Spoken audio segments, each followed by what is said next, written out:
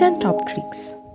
ආයුබෝවන් සුබ දවසක්. කිචන් ටොප් ට්‍රික්ස් එක ඉතාමත් ආදරෙන් ඔයාව පිළිගන්නවා.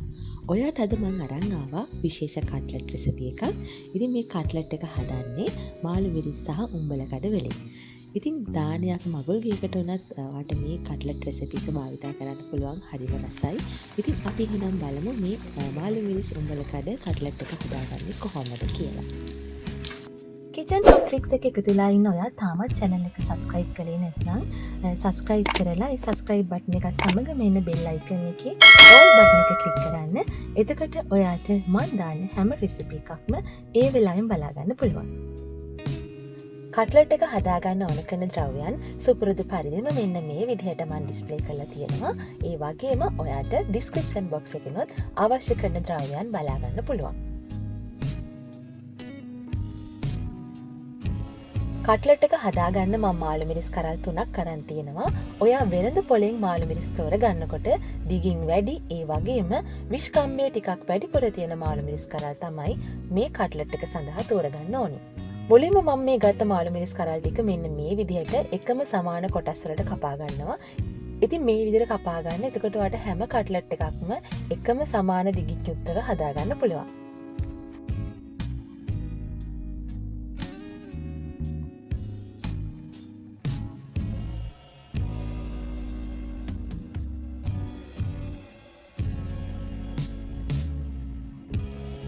මාළු මිරිස් කරල් ටික කොටස් වලට කපා ගත්තයින් පස්සේ කරලේ ඇතුලේ තියෙන මාළු මිරිස් ඇට ටික මම මෙන්න මේ විදිහට ඉවත් කර ගන්නවා.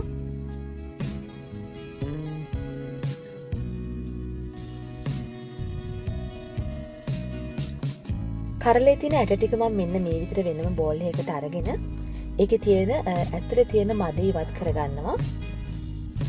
ග්‍රෑම් 75ක් විතර බර සාමාන්‍යයෙන් විශාල ප්‍රමාණයේ අර්ධාපල අල ගෙඩියක් තමයි මම මේ තම්බල අරගෙන තියෙන්නේ. ඉතින් මේ තම්බගත්ත අල ටික මම මේ ඉවත් කරගත්ත මාළු මිරිස් ඇට ටිකත් එකට එකතු කරලා මේ විදිහට ගෑරුප්පකින් හොඳට මෑෂ් කරගන්නවා. අල ටික හොඳින් මේ විදිහට මෑෂ් කරගත්තයින් පස්සේ මම රසය අනුව ලුණු ටිකක් එකතු කරගන්නවා.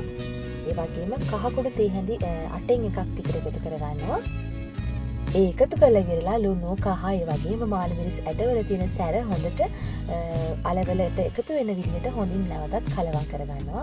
ඉතින් ඔයා මාළු මිරිස් ඇට වලින් එන රසට කැමති නැත්නම් මාළු මිරිස් ඇට යොදා ගන්න එපා මේකට.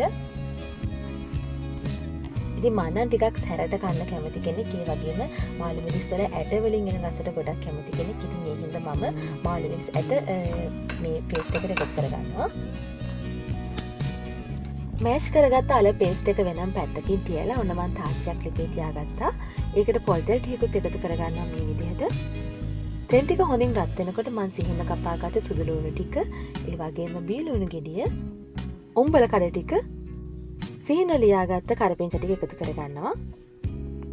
ඉතින් සාමාන්‍යයෙන් අපි කට්ලට් හදන්න ගන්නේ මාළු හරි සැමන් හරිනේ. ඉතින් මම අද මේකට වෙනසක් එකතු කරලා තියෙනවා. ඉතින් උම්බල කඩ වලින් තමයි හදන්නේ. හරිම රසයි. ඉතින් උම්බල කඩ වලින් හැදුවාම ඉතින් ඔන්න ඔය හදලා නැත්නම් ඔන්න try කරලා බලන්න. ලුණු සුදු ලුණු ටික ටෙම්පරාදුනයින් පස්සේ මම මෑෂ් කරගත්ත අල පේස්ට් එක එකතු කරගන්නවා. එකතු කරලා ඉවරලා විනාඩියක් විතර හොඳින් කලවම් කරගනිමින් නැවතත් මම මේ පේස්ට් එක ටෙම්පරාදු කරගන්නවා. කට්ලට් එකට ඕන කරන පිරවුමත් ඔන්න හදාගෙන ඉවරයි. දැන් මම කපාගත්ත මාළු මිරිස් කරල් ඇතුළට මේ පේස්ට් එක පුරව ගන්නවා. ඉතින් පේස්ට් එක ටිකක් නිවුනයින් පස්සේ මාළු මිරිස් කරල් ඇතුළට පුරව ගන්න.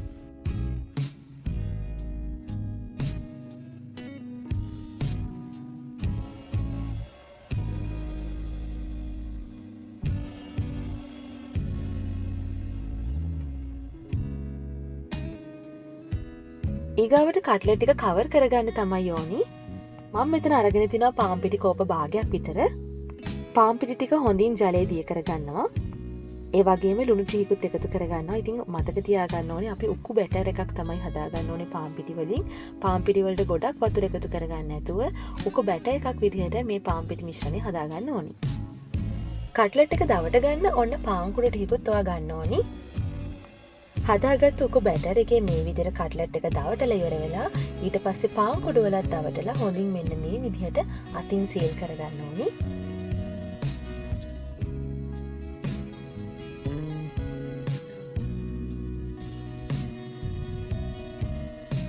ඉතින් මේ විදිහට මම සේරම කට්ලට් ටික හදාගන්නවා.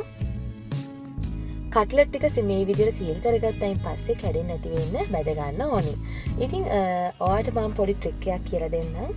කට්ලට් ටික මේ විදිහට හදාගත්තයින් පස්සේ විනාඩි 15ක් විතර සීතකරණයේ පහළ කොටසේ තියලා තියන්න. එතකොට අපිට කට්ලට් ටික කැඩෙන්නේ නැතිව ලේසියෙන් බැද ගන්න පුළුවන්.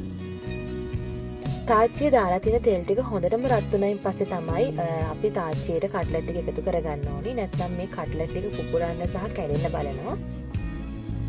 තාච්චියට කට්ලට් ටික එකතු කරගත්තයින් පස්සේ ඔයාලට සාමාන්‍ය ප්‍රමාණයට ගින්දර අඩු කරගන්න පුළුවන්. ඉතින් මේ විදිහට කට්ලට් ටික සේරම මම බැද ගන්නවා. මාළු මිරිස් කරල් 3කින් ඉතින් මම කට්ලට් 9ක් හදාගත්තා. හරිම ආසාවෙන් කන්න පුළුවන් රසම රස කට්ලට් එකක් මේක. ඉතින් ඔයත් try කරලා බලන්න. ඉතින් වීඩියෝ එකට කැමති නම් like කරන්න, ඒ වගේම comment කරන්න, ඔයාගේ යාළුවන්ගේ අතර share කරන්නත් අමතක කරන්න එපා. ඉතින් මේ වගේ රසවත් රෙසිපි එකක් සමගින් හමු මේ බලාපොරොත්තුෙන් සමුගන්නම්. ඔයාට සුබ දවසක්.